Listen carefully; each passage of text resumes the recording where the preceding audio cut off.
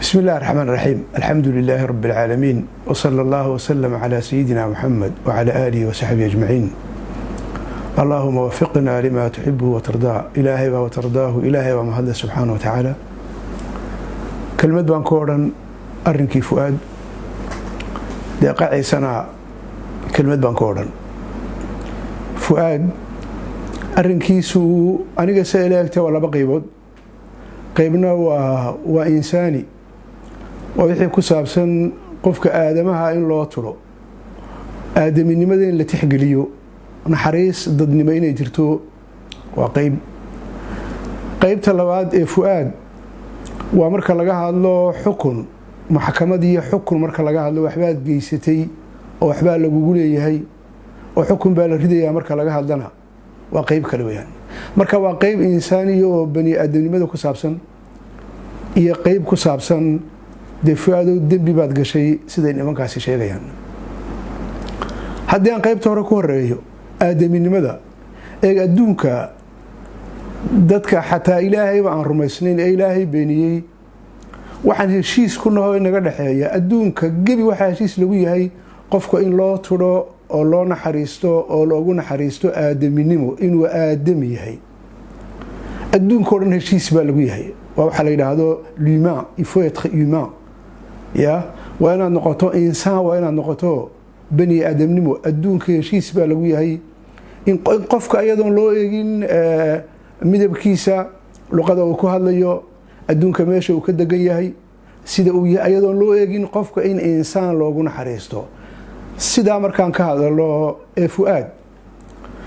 waxa uu tagay wararku sida sheegayaan dhakhtarkii ku saabsanaa jirka ku takhasusay aqoontiisu ahayd in la daaweeyo jirka insaanka in la daaweeyo dermatolog afka Faransiiska loo yaqaano. dhakhtarkii baa u tagay waxa la sheegayaa go'aankii dhakhtarkaasi inuu yahay meeshan aad ku jirto waa meel kulul waayaheedu ma saamaxayo dawadii halkan aad ku qaadato marka waxaad u baahan tahay meel qabow inaad dawadii ku qaadato. dhakhtarkii inuu sidaa yidhi ayaa la soo warinayaa. waa aragti dee ku salaysan cilmi iyo aqoon. sidaa darteed waxay noqonaysaa gar iyo xujay noqonaysaa. garta iyo xujadii maxkamaddu intay ku dhisto xukunkeega waa in fu'aad meesha laga saaro marka dhakhtar in la geeyo intuu u baahan yahay. mawsuuc u baahnaan ma laba usbuuc u baahnaan ma saddex usbuuc u baahnaan hadba intii duruuftu ay keento ku bogsanayo in dee go'aanka aragtida dhakhtarka in lagu saleeyo oo go'aan maxkamaddu ay gaadho ayaa loo baahan yahay. waxaan ku jiraa waa qaybta insaaniga ah. waaba insaan, waa qof xanuunsanaya oo duruufta uu ku jira meesha uu ku jirana la ogyahay. halkii hore waa laga soo saaray sida laynoo sheegay, meel kale la keenay, laakiin de meesha la keenay lafteeda waan garanayaa. dadkii soo maray meesha baan ku jiraayo waan garanayaa. saacadda la joogo gabood qofka ku jira xabad marwaxada ay ku socoto hurdo ma dhadhamiyeenta badan nasan maysid, hurdana dhadhamin maysid. yacni iska soo dhaaf gabood. hadda walaalaha aan Djibouti wax ka aqoon baan ayaan u sheegayaa. waxaan ku jiraa hadda waa bishii 6aad, maanta waa 22. de waddankayaga Djibouti bisha 5aad, 6aad, 7aad, 8aad ilaa 9aad kulayl caadi ahayn baa ka jira. wuxuun baa kulaylka ka dabaasha kow qof koronto bilaasha haysta ama ha xado ama si kaleba ha ku helo qof koronto bilaasha haysta oo mukayafkii klimatizeerkii si aan caadi ahayn ugu socdo qofkaas uu ka dabaalan karaa intaasoo bilood waddankeenu ku noolaado. waxa ka dabaalan kara qof hanti aan caadi ahayn haysta oo mukayafkiisa isticmaala qabowga guriga ugu xiran isticmaala wixii de lagu soo saarana iska bixiya ku noolaan kara. laakiin dadka mushaharkoodu iska yar dhaxdhaxaad mukayafka marka la furto anaga halkan waxaan dhahnaa big dam baan u bixino. waxaad haysanaysaa telekomoodka baasha lagu daarayo mukayafka klimatizeerka haysanaysaa. saacad buu kuu socon waad iska baktiini. markaad dhidido ayaa haddana iyo shidan waad iska baktiini. sidaasay ku nool yihiin dad badan oo waddanka jooga. intaa waxaa ka soo hadho faraha badanina waa xabad marwaxada. de maxaa la sameeyaa? maryaha la qoystaa maradii oo qoyin baad marwaxada hoos seexani markaasay hawadii marwaxadu hanfiya kugu qalajini haddana dib baad soo qoyseen way kugu qalajin dib baad soo qoyseen way kugu qalajin waayaha guud xilliga kulaylaha bilaha hadda aan ku jiro wadanka sidaas loo dhaqmay sidaas loo nooliyay nolosha caadiga ah wadanka qofka ku jira isagoo jirkiisa xanuun ku leh qofka ku jira gabood oo markaan gabood leeyahay waan garanayaa waan soo maray dadkii soo maray baan ku jiray dad tiro badan baa soo maray dadka baan kamid ahaa walaalahay saacada lagu jira meesha laguma noolaan karo wiil laba xidigla oo pilot oo mustawaha bulshadiisa ka jooga oo dubkiisa uu xanuunsanayo qolka oo baranbaro iyo wasakh iyo gidaarkii oo daadanaya dhulkii oo wada biyo ah waa meel lagu noolaan kara meeshaasi ma aha go'aankii dhakhtarkuna waaba sida oo waa go'aan ku dhisan cilmi ku dhisan oo aqoon ku dhisan go'aanka ku dhisan insaaninimo ku dhisan insaaninimo in la iskugu tiro qofkani inuu insaan yahay insaan taa hadii la eegana meeshaasi meel lagu noolaan kara ma aha gabood meel lagu noolaan kara ma aha waxaan soo maray laba xagaa si fiican baan u ogahay siigadu markay nagu dhacdo meesha aan joognay ilaahay baan ku dhaartay waxa isku ekaanaya adiga iyo derbigaad ku tiirsan tahay baa isku ekaanaya derbiga foolxumo iyo cawlaan iyo adiga foolxumo iyo cawlaan waad isku ekaanaysiin adiga iyo derbigu qof buka oo jirkiisu uu xanuunsanayana weliba way ka saxag jirtaa marka la eego dhakhtarnimo marka la eegana dhakhtarkii wuxuu yidhi waar ninka kani wuxuu u baahan yahay in meel qabow la jiifiyo oo daawadiisii uu ku qaato insaannimaduna waxayna faraysaa dadnimadu karaamadu insaanka in la dareejiyo oo la karaameeyo waxayna faraysaa ninkaa in meesha laga saaro ayayna faraysaa uma qalmo nin dalku uu tacab ku bixiyey oo la diray oo wax la soo baray oo duuliyo laga soo dhigay oo xoolihii ummadda la geliyay tacab baa la geliyey fuaad iyo dad badan ba tacab baa la geliyay oo dee cashuurtii dadka laga goynay waxa lagu soo baray nin dalku tacab geliyey oo aqoon la soo geliyay oo duuliyaashu inagu yiriin meesha looma quro waliba isagoo xanuunsanaya meel loo quuri kara maaha marka insaaninimadu fuaad arrinkiisaasi waa labo qaybna waa insaani qaybna waa xukunka wixii ku saabsan marka insaaninimada waliba dhakhtarnimadina lagu daray waxayna faraysaa ninkaasi meesha aynu ku noolaan karin ayayna faraysaa haddii dowladda hadday insaaninimo ku hadhay waa lagu diidi karaa dadku waa bashar ibliis ba ilaahay abuurtay buu diiday oo waliba diidmo uu ugula badheeray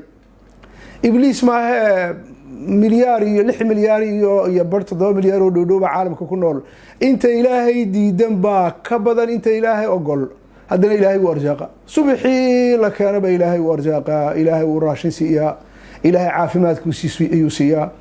ayadoo caafimaadkii ilaahay la hayaba ilaahay dib loo caayaa ilaahay baa lagu afxumaadaa ilaahay baa la caasiyaa ayadoo ilaahay wax walba uu siiyey insaanka ayuu haddana insaanku khaaliqi abuuray uu ka hortegay haddana ilaahay wuu u tudhaa nabbi cibaadii annii ana alghafuuru raxiim نبي عبادي أني أنا الغفور الرحيم وأن عذابي هو العذاب الأليم نبي الله ودوماك واحد وشيكتا بداف كيقولوا بدين حريص سيدوين بدنتي لكن عذاب كيقولوا كل يهينا وقو ضدك أقوي كديدة يا واصح ولا كديدي لكن قف كوي ديدو ويقهري مدى نارها كورابيني ديننا ماها عقلنا ماها إنساني ماذا عادي أدون كيشيس لقو يهينا معها قيبت لبعض الدوسية ملفك فؤاد يوسف علي وحويا وحكم وحاطر هذين دنبي بو قلي فؤاد مشكلة ده ماشة على دي أدونك وحلا يقانا حتى دقن كينا وحلا يقانا لو وقف مركز ديدان قف صدحات با صور حقلا دي حرار يدقن بالا وضلها واسك سيدا مركز صدح بالا نقونيا ولما قف هيستا لما قف وين لو سميو غرسور وين لا كلا بخيو وين لا كلا سار لبدا قف ايا كلا ساري قف لبدا قف هيسا قف u dhaxeeya oo kana aan taageeraynin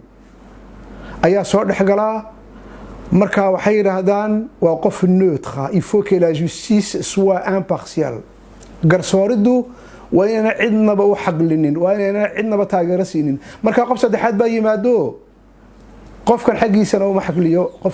uma xaqliyo waa dhaxdhaxaad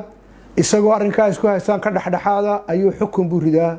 ama qofkan buu garta siiyaa ama qofka kale uu garta siiyaa marka qof dhaxdhaxaadi waa inuu jiro labadii qof si loo garqaado hadda waa dawladii oo meela iyo fuaad oo meela dawladii waxay leedahay fuaad dambi qaran buu galay bay leedahay oo cidda dacweynaysa de fuaad oo dawladii ayaa dhaxdhaxaadinaya maxkamadda dhaxdhaxaadinaysa maxkamaddu markaa waa inay noqoto maxay waa inayna dawladana ahaan fuaadna waa inaynan ahaanin maxkamaddu intuu arrinkii u eegto si dhaxdhaxaad oo aan caadi ahayn ciddii garta le waa inay garta siiso ciddii gardarana waa inay gardarada saarto marka mushkiladda maanta jirta bulshada reer Djibouti cadaaladii bayna ku kalsoonayn ma dhaxdhaxaad baa cadaaladdu su'aasha asaasa cadaaladdu ma dhaxdhaxaad baa la véritable question est là la véritable interrogation elle est là dawladii baa ashkateynaysa fuaad cadaaladii maxkamadii miyay u dhaxaysaa fuaad iyo dawladii miyay u dhaxaysaa may oo maxaa markhaatiya waxa markhaatiya abidkeed ba saas ahayd cid kasto ay dawladda isqabtaan dawladda garta la siiyo cidaas la cadaadiya wala xira taariikhda wadanka kaga soo qaba sagaashameeyadii 29 ilaa maanta waa imise waa 2020 cid kasto ay dawladda isqabtaan lama hayo cid maxkamadii intoo dhaxdhaxaad ka noqotay ay tiri maanta gardarada dawladda leh oo garta waxa leh insaanka reer Djibouti caadiga lama hayo maxkamaddu waa ayaga xataa dawladda raacda marka kalsooni baan jirin arrinka fuaad waa labo qaybna waa insaani dhakhtarkiina sidoo yiri insaanada saasayna faraysa qaybta labaadna waa maxkamadda kalsooni laguma qabo bulshadu reer Djibouti iyo bulshada caalamkuba waa loogiyay maxkamadda Djibouti kalsooni laguma qabo arrinka fuaad inay dhaxdhaxaad ka noqoto oo meesha garsoorid cadaalad ku dhisan inay keento kalsooni laguma qabo bulshada reer Djibouti oo dhanba taas ka dhacsan anu waxaan u joogay maxkamadeedii 2013 baan u joogay maxaan dambi sameeyo lagu qaaday 2013 waxaan xidhnaa sanad iyo 6 bilood baan xidhnaa aniyo labadeedii saaxiib yani xarigeeyo ugama warramayo aan la xiray c'est pas ça waxaan uga warramayaa markhaati baan ahaa goobjoog dambiga aan sameeyay muxuu ahaa waxba dambi ma gelin dambi cid macaayin cid ma shiidin dhagaxyay tuureen yani dambiyo u badan loo quudhayn baana la saaray marka waa maxay waxa isqabanay aniga iyo dawladii maxkamadii dhaxdhaxaad baa ahayd maxkamadii waxay ka baqday dawladii gardaradii aniga la saaray mushkiladuna dawladda leh maxkamadii cid kaliya isku laho gacanta la iskaga haystaa marka maanta waxaan joognaa meel insaanimadiina ma shaqeynayso oo maaha maanta meel basharkii lagu tixgeliyo karaamadii basharka la eegana ma joogno meel cadaaladii iyo garsooridii la eegana maanta ma joogno reer Djibouti musiibada maanta haysata ni la personne est valorisée en tant que telle ni la personne est honorée en tant que telle ni il n'y a pas une justice impartiale إنسان كان لما كراميو عدال dhexdhexaadina ma jirto marka ilaaha wanaagsan baan ka rajaynaynaa si dhaqsaa ilaahay waxaan uga rajaynaynaa wadankan inuu noqdo wadan insaankan la karaameeyo wiilka iyo gabadha hooyadii iyo aabaha macalinka iyo dhakhtarka injineerka iyo architectiga ee mas'uulka waxaan ilaahay ka baryaynaa ilaaha wanaagsan si dhaqsaa ilaahay waxaan weydiisanaa wadanka ilaahay inuu ka dhigo wadan insaanka la karaameeyo insaanka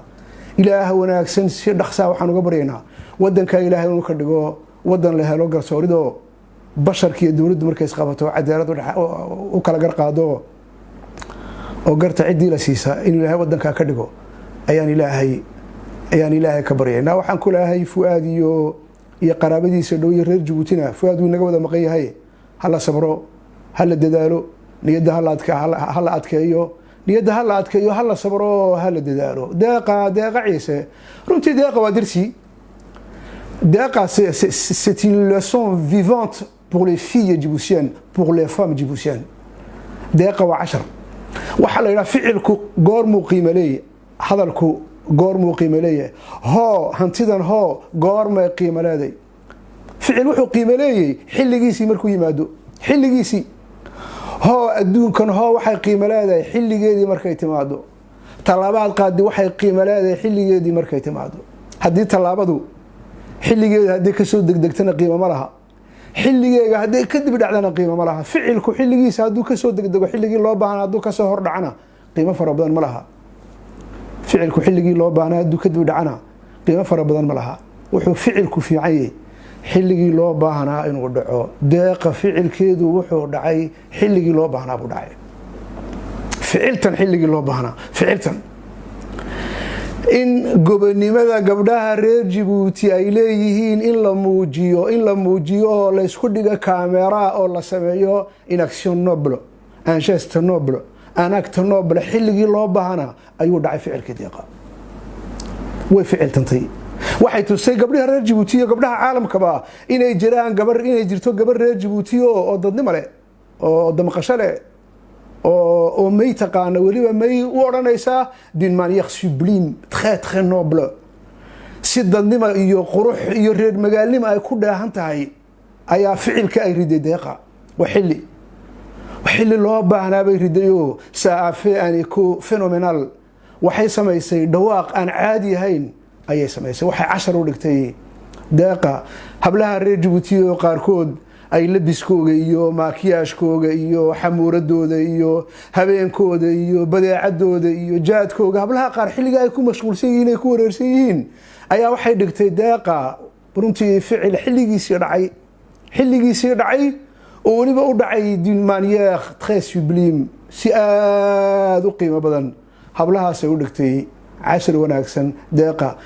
runtii ariga waan hambalyeynaya hadda ka horna waa la hambalyeeyay deeqa taariikhda waxay ku biirsatay qof walba taariikhda wuxuu ku biirinayaa geedi socodka loogu jiro in la helo xornimo in la helo inagoo wadankeena joogna kelmadaada inaad odhan karto adigoon cid caayaynin adigoon cid ceebeynaynin inaad waxaad u baahatay inaad ku hadli karayso inaanad uurka ka ooyin inaanad uurka ka xanuunsanin dadka maanta uurka laga wada weeya baarkii caloosha laga wada weeya baarkii caloosha laxaw baa dadka haysta waa la wada gubanayaayo kuleelkii baa la soo saari kari lahay waxaa lagu qabsanayaa dadka waxaad sheer garaysay hebel baa wax qoro waad sheer garaysay ama heblaaya wax qorto waad sheer garaysay heblaaya video samayso waad sheer garaysay hebel baa waad sii qaybisay berita marka la shaqo tago xadda marka la shaqo taga dadka loogu imanaya serviska markaas lagu leeyahay waan ku aragnay profilkaagii xalayto waan kula soconay waxaad sheer garaysay qoraalkii heblaayo waxaad sheer garaysay فيديوغي علي حرارة وكو وريسانيي فاروح وكو وريسانيي جالكا قبض وكا وريسانيي كيبات سير قريسي شقادا لوغو منيا مركاسا لقبسانيي ولا اوركا لغوي علوشي اوركا لغوي waxay dirsi u noqotay deeqa dadka uurkii caloosha ku ooyay dirsi u noqoto ayada uurkii caloosha kamay ooyin uurkii caloosha way ka bogsatay deeqa ilaahay khayr ku siiyo uurkii caloosha way ka bogsato iyadu way caafimaad qabtaayo way xorowday waxaan rabnaa wadankeena inagoo dhex joognaa inaan xorowno inaan nidhaahno kelmad xora oo ceeb la'aana oo cay la'aana oo dadnimada u khidmaynayso dadnimada iyo gobonimada taageeraysa inaan ku hadalna baan rabnaa runtii deeqa waa 10 gabdhaha waxaan ku leeyahay reer Djibouti iyo gabdhaha caalamkaaba deeqa la raaco deeqa lagu daydo mais véritablement deeqa constitue un exemple exemplaire si je me permets la redondance. Elle est un exemple exemplaire. waxay tahay deeqa tusaale nimada u cuntamo u qalma ayay tahay deeqa waxa la gabdhaha ka baxa il faut dépasser l'époque de maquillage et de bassesse xilliga la isku mashquulsan yahay maxaan isku caseeyaa maxaan isku cadeeyaa xilliga lagu mashquulsan yahay iska dhaafa imite deeqa way xorowdo deeqa waa gob waan habaryeynaa insha Allah taala waxaan sugeynaa insha Allah taala inagoo wada xora